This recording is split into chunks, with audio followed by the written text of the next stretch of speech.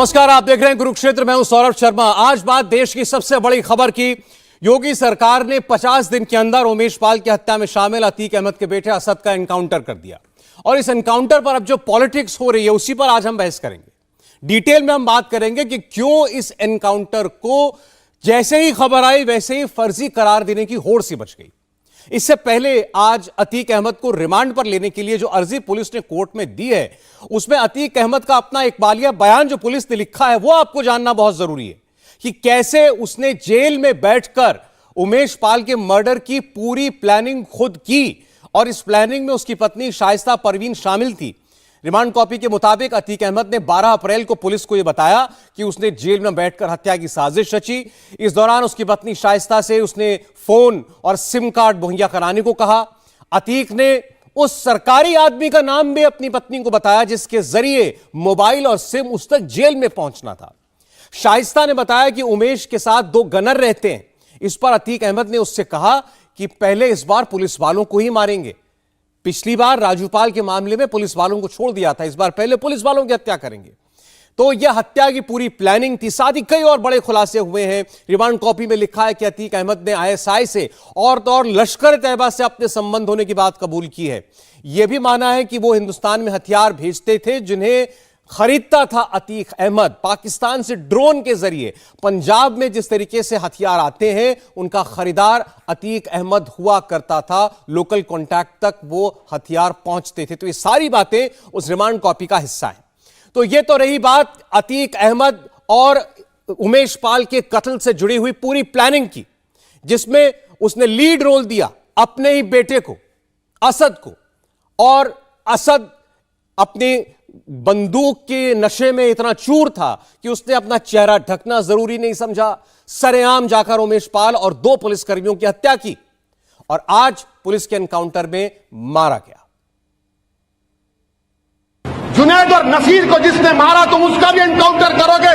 नहीं करोगे। तुम इसलिए नहीं करोगे क्योंकि तुम मजहब के नाम पर एनकाउंटर करते हो। ये कानून की धज्जियां उड़ रही, एनकाउंटर नहीं। तुम कॉन्स्टिट्यूशन का एनकाउंटर करना चाहते हो। तुम रूल ऑफ लॉ को कमजोर करना चाहते हो। फिर कोर्ट किस लिए है? ये जो घटना हुई है इलाहाबाद की घटना, और उसमें मुख्यमंत्री का जिस तरह से हर चीज में मुख्यमंत्री की हैसियत से नहीं, एक राइवल की हैसियत से लगता है कि जैसे वो राइवल गैंग चला रहे हैं, उनकी हैसियत से उनका जो बयान आता रहा है कि हर आदमी ये मान के चलता था कि इनकी हत्या होने जा रही है। और अब आपको हम अखिलेश यादव का सबसे ताजा बयान सुनवाते हैं। उससे पहले ट्वीट में वो कह चुके थे कि यह एनकाउंटर झूठा है और भाजपाई भाईचारे के खिलाफ है। अब वो उनका बयान भी आ गया है जिसमें उन्होंने खुलकर कहा है कि एनकाउंटर झूठा है, फर्जी है असद का एनकाउंटर। सुनिए।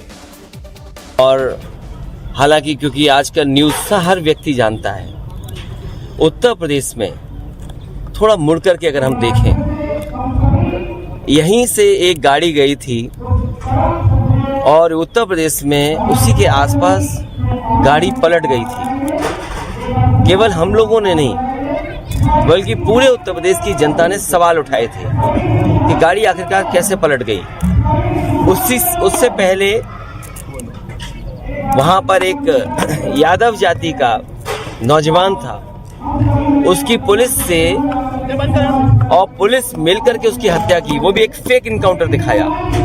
कुछ दिन पहले आपने एक वीडियो और तस्वीरें देखी होंगी जहां पर एक माँ बेटी, प्रशासन के लोग बुलडोजर चलाए और सबने उसको देखा जलते हुए, माँ बेटी मर गई।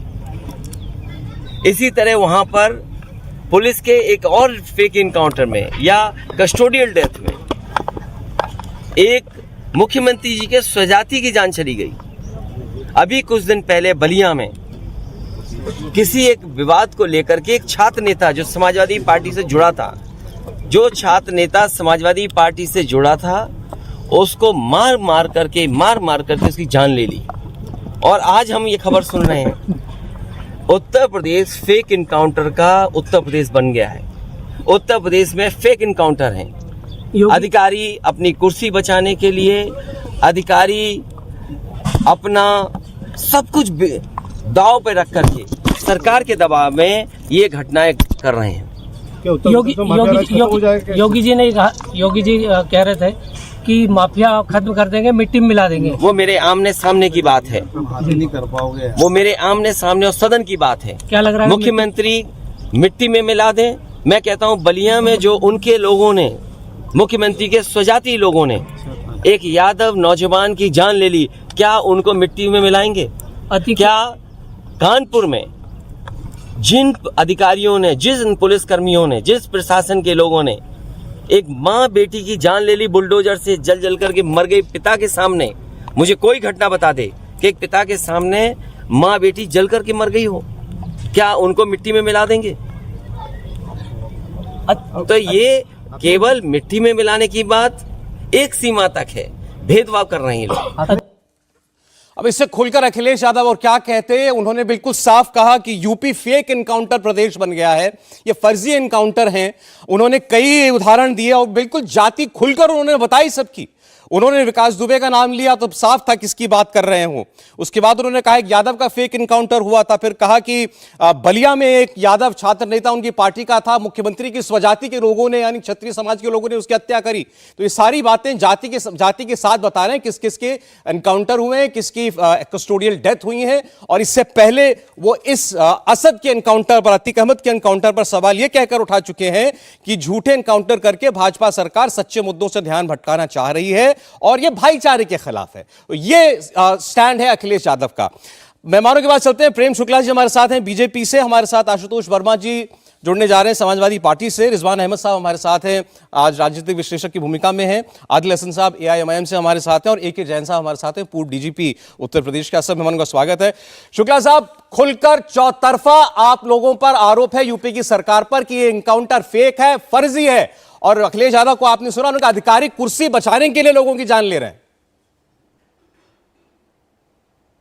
देखिए, अधिकारी कुर्सी बचाने के लिए अपने दायित्व का निर्वाह कर रहे हैं, क्योंकि अधिकारी की कुर्सी दायित्व के निर्वाह के लिए होती है। किसी भी अधिकारी की कुर्सी किसी भी गैर कानूनी काम को प्रश्रय देने की नहीं होती है। किसी अधिकारी की कुर्सी अपने राजनीतिक आका को प्रसन्न करने के लिए नहीं होती है। राजनीतिक कुर्सी तब होती थी जब यही अतीक अहमद 2005 में राजू पाल की हत्या कर देता है और 2007 तक उसका FIR में नाम नहीं आता है, क्योंकि किसी पुलिस अधिकारी की हिम्मत नहीं पड़ती थी कि उसका नाम FIR में शामिल कर ले, जबकि सब लोगों ने खुलेआम राजू पाल को दौड़ाकर मारते हुए देखा था। कई किलोमीटर तक उसको दौड़ाकर मारा गया था, घसीट कर मारा गया था। ये इंश्योर किया गया था कि उसको गोली मारकर अलट पलट कर देखा गया था कि जिंदा तो नहीं बच गया है। ये सबने देखा। इसी तरह से नोएडा की CEO उनके घर में घुसकर जिस तरह से अपराध किया गया और FIR नहीं दर्ज हुआ। 2012 में इलाहाबाद हाईकोर्ट के 11 जजेस ने उसके बेल एप्लीकेशन को सुनने से रिक्यूज कर लिया। यह हुआ करता था। अब उसके खिलाफ अगर कार्रवाई होती है तो वो फर्जी क्यों लगती है? उसका कारण एक माइंडसेट है इस देश के तमाम राजनीतिक दलों का। वो अजमल कसाब को निर्दोष मानकर उसके लिए मर्सी पिटीशन फाइल करते हैं। इस तरह के एक्टिविस्ट हैं। मोहम्मद मदनी जो कोयम्बटूर ब्लास्ट केस का एक्यूज्ड है, आदरणीय लालकृष्ण आडवाणी जी की हत्या का षड्यंत्र रचकर आया था और बमकांड किया था उनकी जनसभा में, उसको कन्विक्ट होने के बाद केरल की विधानसभा में कम्युनिस्ट और कांग्रेसी मिलकर उसको रिहा करने का काम करते हैं। याकूब मेमन के लिए रात में कोर्ट खुलवाया जाता सुप्रीम कोर्ट, उसके बाद भी माहिम से लेकर कब्रिस्तान तक लगातार नारे लगते हैं अल्लाह अकबर और उसका समर्थन किया जाता है। प्रेम शुक्ला साहब, देखिए विपक्ष क्या कह रहा है इसमें। अकेले अखिलेश यादव नहीं है, मायावती हैं, कांग्रेस पार्टी है, ओवैसी साहब हैं। विपक्ष का कहना ये पूरी जमात है। सुने, जब विधानसभा के अंदर मुख्यमंत्री ने कहा माफिया को मिट्टी में मिला देंगे, उन्होंने कहा उसी दिन तय हो गया था कि कोई ना कोई एनकाउंटर होगा। नहीं, माफिया को मिट्टी में मिलाना यह राज्य का दायित्व है कि नहीं है? माफिया को पालना राज्य का दायित्व है, अपराधियों को पालना राज्य का दायित्व है। जो भी डेटरेंट एक्शन हो जिससे अपराधी भयभीत हो, यही कानून एवं सुव्यवस्था के लिए किसी भी राज्य सरकार का दायित्व है। तो माफिया को मिट्टी में मिलाना जो है वो दायित्व है। माफिया को पालना ये अपना दायित्व समझ रहे थे श्रीमान मुलायम सिंह यादव के कार्यकाल में, श्रीमान अखिलेश यादव के कार्यकाल में, कि चीफ जस्टिस दिलीप भोसले की कारवां पर इलाहाबाद हाईकोर्ट के चीफ जस्टिस थे अतीक अहमद के लोगों ने बदतमीजी हमला कर दिया, FIR नहीं हुई।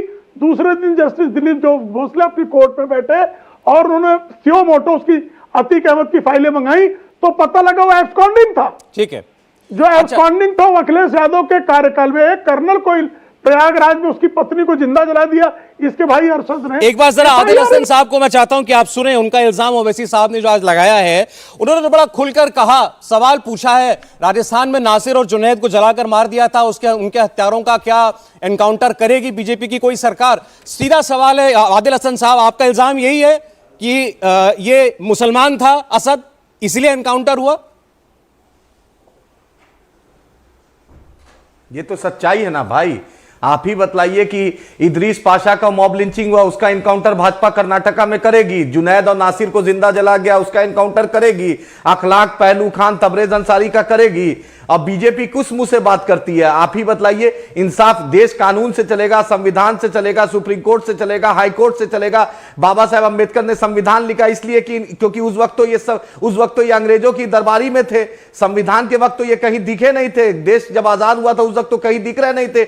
इन्हें अपना सुर में सुर मिला रहे थे। 75 साल देश को आजादी को हो गया, क्या बतलाएं कि किसी पर भी आप supreme court, high court, IPC, CRPC से बढ़कर कुछ नहीं है। ये इनकाउंटर का जो मामला है होता है, ये जितना भी इनकाउंटर देश में हुआ है उस सबका एक प्रोसीड्यूर है। और सुप्रीम कोर्ट कहता है कि जब हैदराबाद के आगे साइबराबाद में इनकाउंटर हुआ उसका भी जांच हुआ और सुप्रीम कोर्ट ने कहा कि गलत हुआ। हाँ, उस वक्त भी बैरिस्टर सदुद्दीन ओवैसी साहब ने आवाज उठाया था, we never support encounter ideology, we support the judicial system of the country. जो लॉ ऑफ द लैंड है उसको हम सपोर्ट करते हैं। आप इनकाउंटर, आप क्या दिखाना चाहते हैं? कल यही पर जो मुख्यमंत्री हैं, कल सदन में यही मुख्यमंत्री रो रहे थे, वो अपना दिन भूल गए क्या? सत्ता तो बदलते रहती है, जो सूरज उगता है वो सूरज डूबता है। सरकार आएगी जाएगी, लेकिन इंसाफ करना चाहिए। वो अधिकारी जो सरकार के दबाव पे या सरकार के इशारे पे कर रहे हैं, याद रखिए सरकार जाती आती रहती है, कोई बचाने नहीं आएगा जब सुप्रीम कोर्ट का डंडा चलेगा। अच्छा ठीक, आदिल हसन साहब सिर्फ एक सवाल का जवाब आप दीजिए, आपकी बाकी आरोपों का जवाब यहां प्रेम शुक्ला जी देंगे। मेरा आपसे केवल एक सवाल है, बैरिस्टर ओवैसी साहब ने यह कहा कि ये देश कानून से चलेगा, ये एनकाउंटर हुआ है संविधान का, ये एनकाउंटर हुआ कानून के राज का। तो मैं सिर्फ इतना जानना चाहता हूं कि ओवैसी साहब कैसे इस नतीजे पर पहुंच गए कि इस जांच के तहत कि यह एनकाउंटर फर्जी है?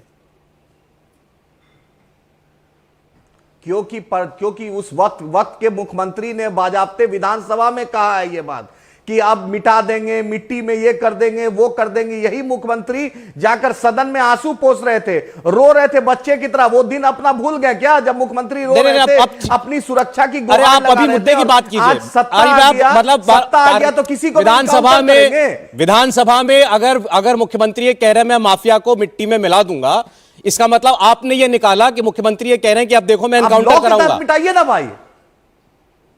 अरे भाई, विकास दुबे का भी इनकाउंटर में सवाल उठा था। हाँ। ये इनकाउंटर का दहशत फैलाना चाहते हैं माइनॉरिटी कम्युनिटी में। एक वक्त बोलते हैं ताजमहल विकास दुबे, एक सेकंड पहले आरोप तय करें, आरोप तय करें पहले अपना। विकास दुबे के साथ तुलना करनी है तो फिर माइनॉरिटी में दहशत की बात कैसे आई? मैं इनकाउंटर को MIM इनकाउंटर की राजनीति को, इनकाउंटर के सिस्टम को हम नहीं मानते। हम CRPC IPC को मानते हैं, हम संविधान को मानते हैं, हम देश के आपका इल्जाम बड़ा साफ है। अतीक अहमद के बेटे को इसीलिए इनकाउंटर में मारा गया क्योंकि वो मुसलमान था। मैं चाहता हूं रिजवान अहमद साहब आप जरा इस बात को रिस्पॉन्ड करें। जी शुक्रिया, जय हिंद, वंदे मातरम। प्रेम जी मैं आता हूं।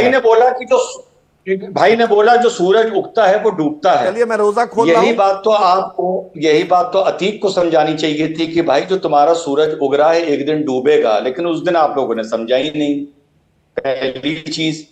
दूसरी बात, भाई ने साफ बोल दी कि असद का एनकाउंटर इस मारे हुआ क्योंकि वो मुसलमान था। चलिए एक बात साबित हो गई कि राजू पाल और उमेश पाल को अतीक अहमद ने इस मारे मारा क्योंकि वो हिंदू थे। चलो ये वाली बात भी साबित हो गई। ना वो हिंदू की वजह से मारता, ना असद मुसलमान होने की वजह से मरता। फिर दोनों बातें अपनी जगह सही होंगी ना। फिर तो उमेश का भी धर्म देखना पड़ेगा ना, या सिर्फ असद से ही रिश्तेदारी है? उमेश से भी रिश्तेदारी कर लो थोड़ी देर के लिए, नहीं बोल पहली रहे हैं। चीज। फिर सौरभ उन्होंने भाई, ये आजादी बात का नहीं जिक्र है। कर दिया भैया। लॉ ऑफ द लैंड की बात अरे कर भाई, रहे हैं। अच्छा ठीक है, तो हसन साहब देखें, बोलने दे उनको अपनी बात तुम लोगों कंप्लीट के करने दे, मुंह मैं आ में जाऊंगा, छैया जवाब दे है क्या? दीजिएगा। अब हम बोल रहे हैं ना, तुम्हारे दर्द का हो रहा है पेट में, अब सुनो हमारी, सुनो अब हमारी, ठीक। अरे बोलो और ना, अभी भाई, तुम व्यंग बोलो कस ना, रहे बोलो थे, ना, जितना अच्छे से बोल अरे सकते अभी हैं, तुम बोलो। व्यंग कस रहे थे आजादी को लेकर। आप बोलो, जितना भैया अच्छा बोल आजादी सकते की हो बात बोलो। मेरे सामने ना जवाब किया देने करो, खड़ा है। आजादी की बात मेरे सामने ना किया करो, फिर मुझे रज़ाकर याद आ जाते हैं। बताओ नहीं, मैं जवाब अरे दूंगा चुप इंसान। रहो ना यार, अरे अच्छा, चुप कराओ। आदिल हसन साहब प्लीज एक एक करके बात कीजिए प्लीज। अरे मैं भी जवाब देना हाँ चाहता हूं। दीजिएगा जवाब, आपके पास मैं आऊंगा, आप जवाब दीजिएगा, कोई दिक्कत नहीं कर है। देना ना, रिजवान अहमद जी की आवाज आए, कर देना। एक एक करके बात सुनिए। ठीक, तो फिर भैया आजादी की बात ना करा करो, हमें रज़ाकर याद आ जाते हैं और रज़ाकरों की पिटाई याद आ जाती है। फिर हमें AIMI से पहले MIM याद आ जाती है, जो रज़ाकरों का पॉलिटिकल विंग था। हमारे सामने बात ना करो, मुद्दे पर आते हैं। देखिए, मैं एक वकील हूं सौरभ भाई।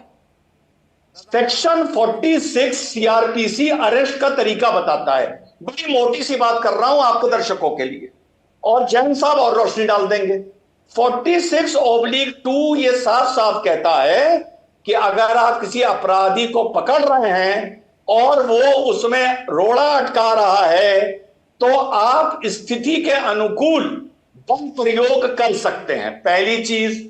और 46/3 ये संविधान कह रहे हैं ना, कानून, तो 46/3 ये कहता है कि आप उसकी हत्या नहीं कर सकते गिरफ्तारी को लेकर, अगर उस पर कोई ऐसा मुकदमा है जिसपे मौत की सजा नहीं है और आजीवन कारावास नहीं है। अब सवाल उठता है, असद पे धारा क्या थी? असद पे धारा 302 थी। 302 में मौत की सजा है और आजीवन कारावास है।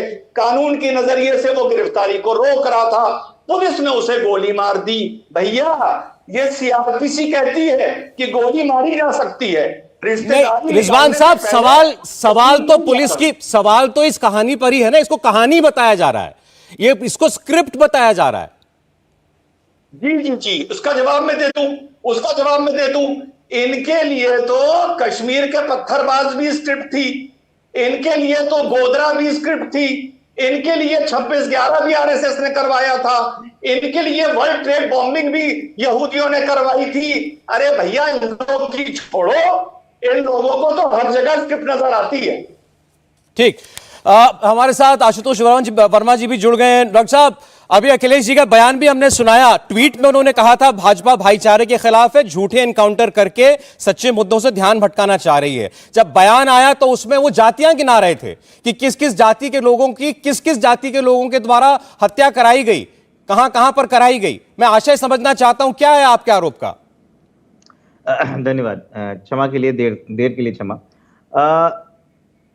आज असल में क्या हुआ कि अगर जिस तरीके से एक एनकाउंटर हुआ है, अभी पूरी डिटेल्स एनकाउंटर की नहीं आई है, लेकिन अगर पुलिस ने आत्मरक्षा के हिसाब से ये काम किया है तो ये पुलिस का काम है, उसमें पॉलिटिशियन का काम नहीं है।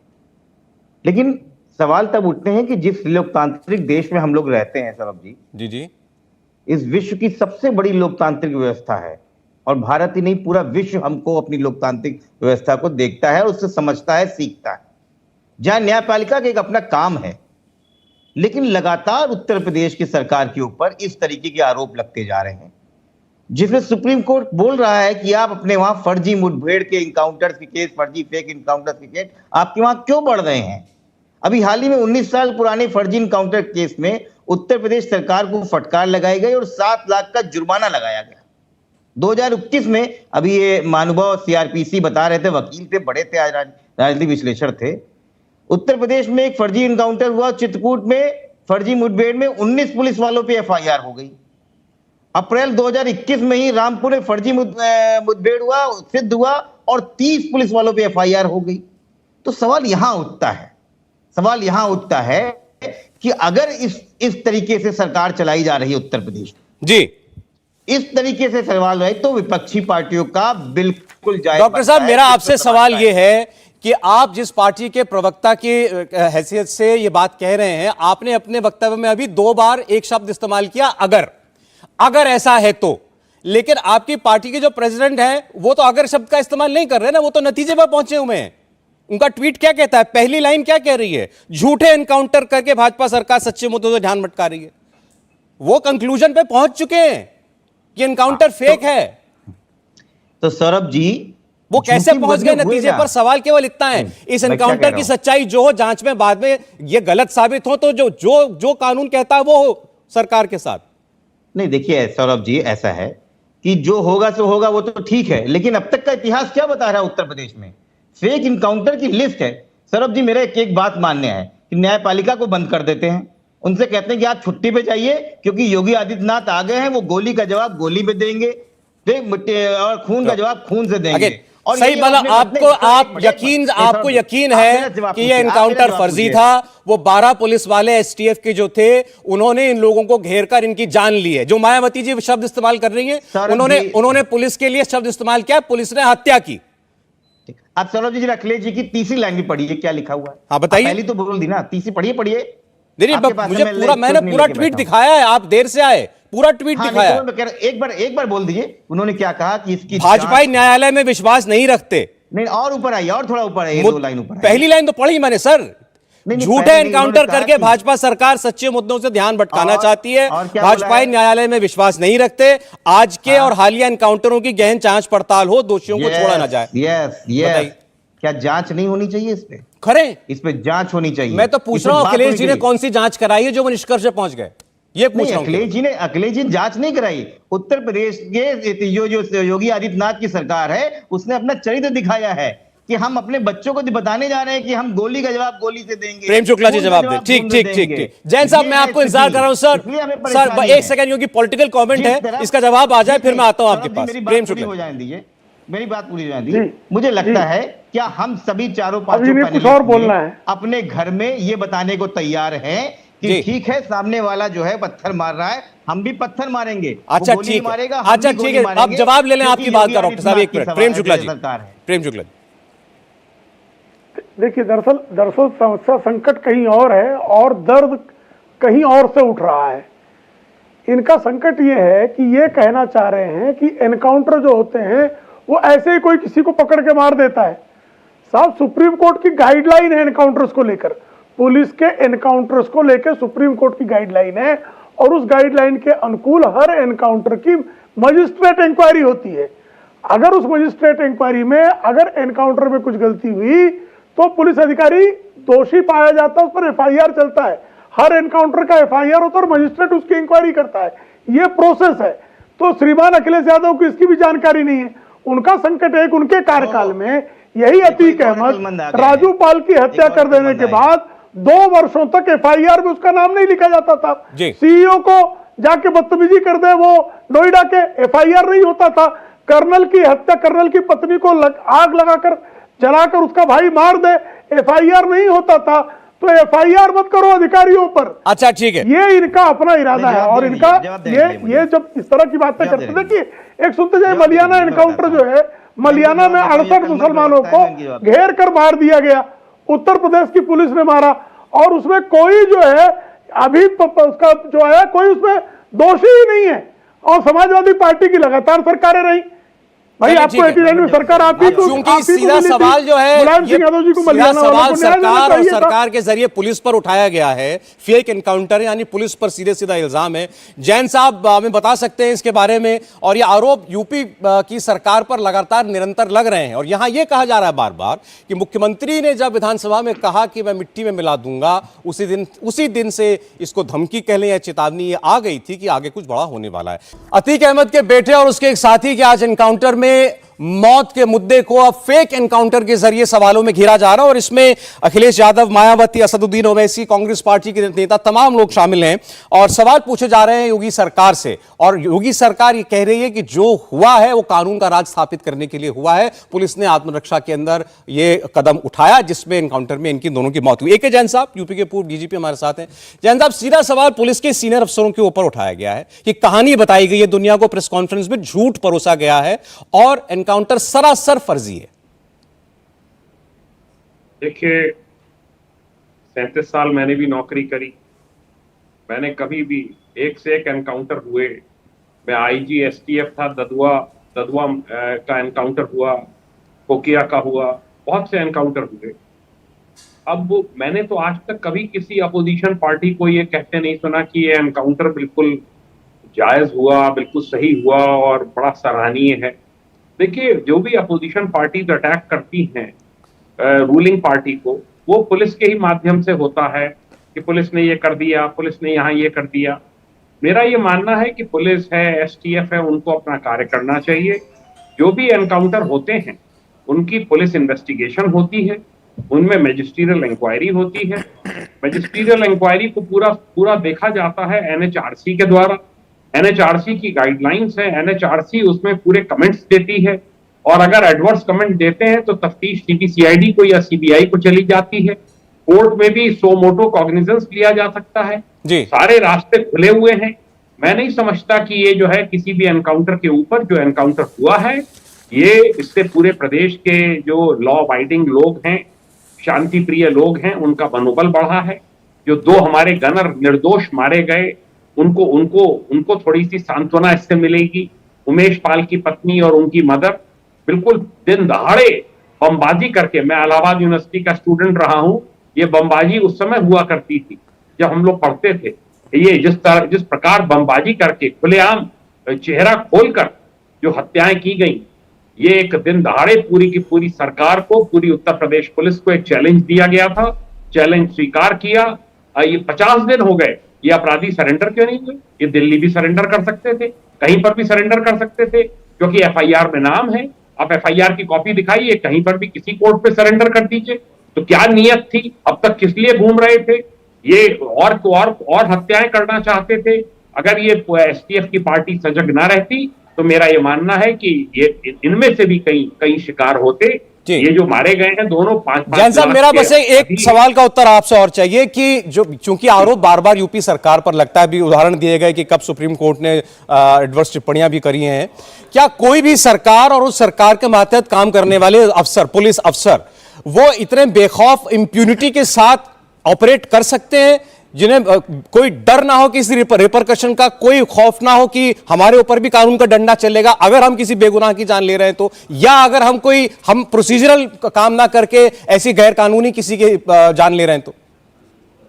देखिए, पुलिस विभाग एक ऐसा विभाग है, मेरा ये मानना है, मैं डंके की चोट पे इस बात को कह सकता हूं, जो हमेशा बहुत डर के कार्य करता है। चाहे वो अपोजिशन पार्टीज के लोग हों, अरेस्ट करनी होती है तो बड़ा सोच समझ के करते हैं कि इसका कोई अलग अलग मतलब ना लगा लिया जाए। ये ऐसे कुछ चंद अधिकारी होंगे तो जो कि किसी पार्टी के वर्कर की तरह काम करते हुए करते हैं, अन्यथा हर आदमी बहुत सोच समझ के चलता है। सबको मालूम है कि इस बार इसकी सरकार है, अगली बार दूसरे की सरकार होगी, फिर तीसरी सरकार होगी, कभी भी जांच बैठ सकती है, कभी भी पुराने एनकाउंटर्स की हर की फाइलें निकाली जा सकती हैं। इसलिए बहुत सोच समझ के, और जो पुलिसकर्मी इस प्रकार का एनकाउंटर करते हैं वो दिल गुर्दा रखते हैं, तब करते हैं क्योंकि उन्हें मालूम है कि वो किसी भी प्रकार की इंक्वायरी, इन्वेस्टिगेशन आगे भविष्य में फेस करना पड़ सकता है। आदिल हसन साहब आपकी बात पर मुस्कुरा रहे थे। जी आदिल साहब, कहें पुलिस वाला नौकरी करता है, उसको पहला डर तो अपनी नौकरी का है। पुलिस पर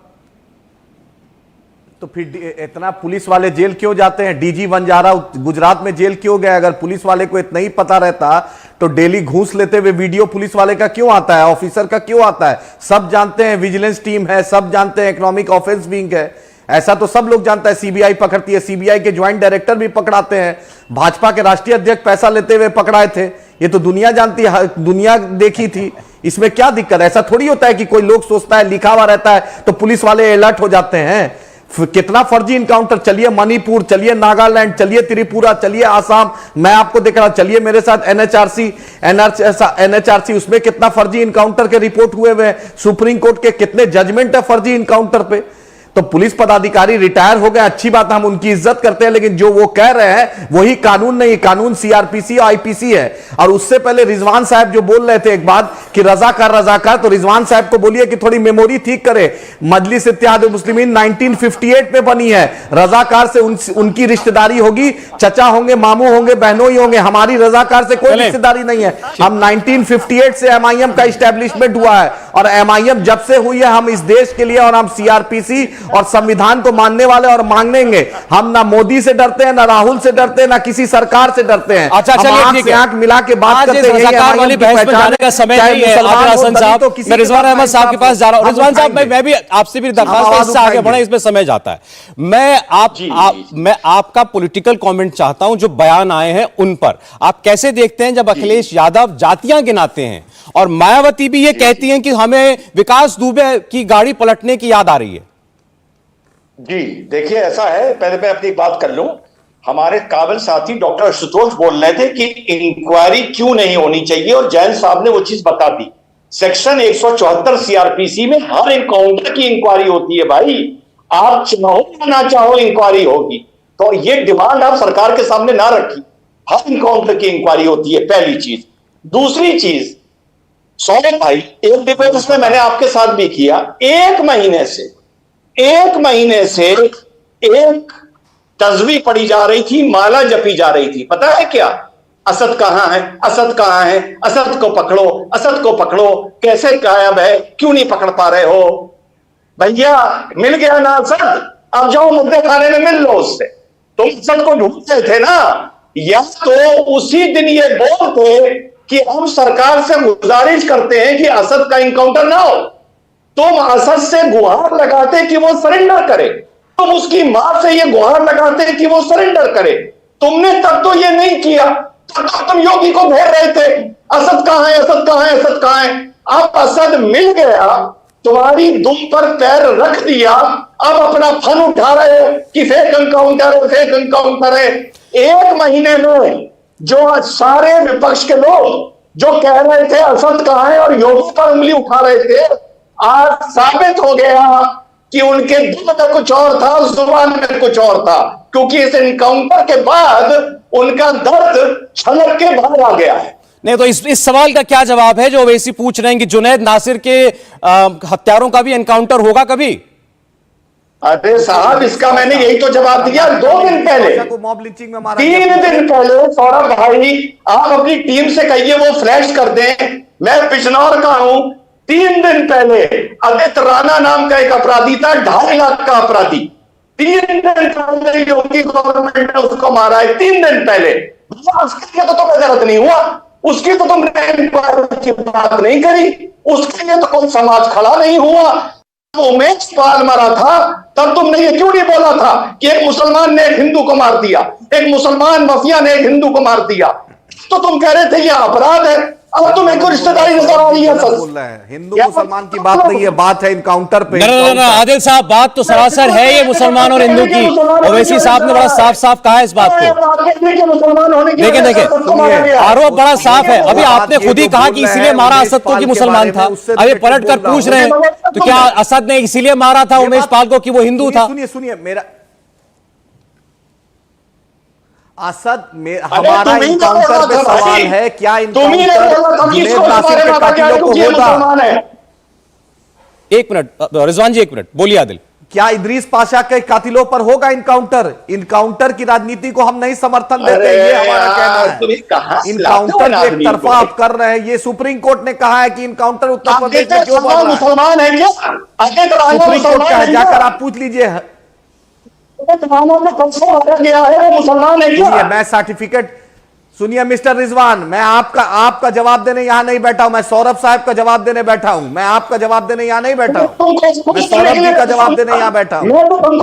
मैं इंडिया टीवी के एंकर मिस्टर सौरभ साहब शर्मा साहब, चलिए ठीक, आपका जवाब देने नहीं बैठा हूं, याद रखिएगा। अच्छा चलिए ठीक है। सवाल सारे यही पूछ रहे हैं। मैं जरा एक बार प्रेम शुक्ला जी, देखिए अखिलेश यादव जी की बात हमने काफी करी, मायावती जी ने कहा पुलिस मुठभेड़ में हत्या हुई, ओवैसी साहब की बात हो गई। सुबोध कांत साहब कांग्रेस पार्टी के पुराने नेता, पूर्व केंद्रीय मंत्री रहे हैं, उन्होंने कहा मैं होम मिनिस्टर रहा हूं और मैंने कभी हमारे जमाने में कभी हमने फेक एनकाउंटर जैसी कभी कोई चीज होने नहीं दी। और उनके शब्द हैं ये कि सरकार क्रिमिनल नहीं हो सकती और ऐसा लगता है कि योगी जी राइवल गैंग चला रहे हैं। और ऐसा लग रहा है कि अतीक अहमद की गैंग में सुबोध कांत साहब शामिल है। ऐसा मैं भी कह सकता हूं, गैर जिम्मेदारी भरी बातें करनी है तो। भाई किसी भी राज्य के मुख्यमंत्री का यह दायित्व है कि उसके राज्य के नागरिक निडर रहें, निर्भय रहें, शांतिपूर्वक जीवन यापन करें, आपराधिक कृत्यों में संलिप्त लोगों का दमन हो। ये हर किसी ये नहीं है क्या? और ये पहला एनकाउंटर है क्या? और आप बार बार किसी इसी में तो सवाल है, वो कह रहे पहला एनकाउंटर नहीं है, कई हो चुके हैं। सुन लीजिए भाई, नहीं वो बहुत सारे एनकाउंटर हुए हैं, और वो एनकाउंटर जो होते हैं वो कानून के तहत न्याय संगत प्रक्रिया से होते हैं। अगर किसी भी इदरीस का कोई जो मारने वाला है, अगर वो पुलिस पे गोली चलाएगा तो पुलिस उसे फूल बरसाएगी। जुनैद का ही कोई कातिल है, अगर वो कातिल पुलिस पर गोली चलाएगा, फूल बरसाएंगे, उसको मार देंगे। अगर आप गोली चलाते हुए पाए जाओगे तो मारे जाओगे। सौरभ भाई, ये न्याय संगत व्यवस्था जो है भारत के संविधान के तहत विधि सम्मत व्यवस्था है। अब उस विधि से भाई याकूब मेमन की फांसी पर भी नहीं सबको आपत्ति थी। उससे अधिक विधि सम्मत व्यवस्था क्या होती कि रात को सुप्रीम कोर्ट खोला गया, अफजल गुरु की फांसी पर सबको जो है आपत्ति है। सुप्रीम कोर्ट और भाई न्यायपालिका, कार्यपालिका, विधायिका, तीनों के जितने भी आपके एवेन्यूज थे सब आपके सेटल हो गए, फिर भी कह रहे गलत कर दिया। Ajmal Kasab open and shut case, उसके समर्थन में मर्जी पिटीशन दायर कर रहे हैं। तो कुछ लोगों की आदत हो गई है, तो उस आदत का क्या करेंगे? कुछ को उसी का जो है इकराम मिलता है, तो क्या करेंगे? अभी वो अंग्रेजों के हम किसी के बारे में वो कहे जा रहे थे, अरे भाई आपके एमआईएम के अध्यक्ष के अब्बू जो है वो रजाकार थे, रजाकारों ने 60,000 हिंदुओं का कत्लेआम किया। ये तो पंडित नेहरू की उदारता थी कि उन सबको उसके बाद जो है वो ट्रायल करने की बजाय, इन्वेस्टिगेट करने की बजाय उनको अपने राजनीतिक। अच्छा ठीक है, अब आपने नाम लिया, जवाब देना पड़ेगा। 30 सेकंड में आ रहा है, उसके बाद डॉक्टर साहब के पास। आदिल जी बोलिए। ठीक है, आदिल हसन बोलिए। योगदान संविधान के निर्माण में आपका क्या योगदान है जरा बताइए। सौरभ भाई, पाकिस्तान के तलवे प्रेम शुक्ला जी, अच्छा ठीक है, एक मिनट आप जवाब भी सुन लेंगे विधानसभा के दौरान। बोलिए यार बोल